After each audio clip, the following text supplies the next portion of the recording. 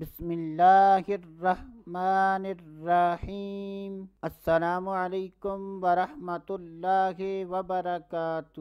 آج کی اس ویڈیو میں بات کریں گے آدھے اور پورے سر درد کا روحانی علاج۔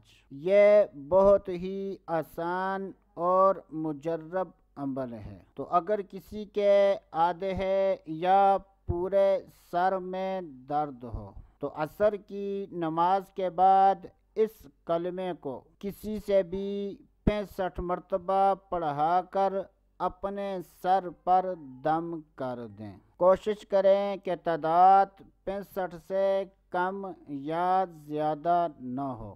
شروع میں اور آخر میں کوئی سا بھی درود پاک 3 مرتبہ پڑھ لیں تو انشاءاللہ اللہ عز و جل کے فضل و کرم اور اس وظیفے کی برکت سے سر کا درد ختم ہو جائے گا۔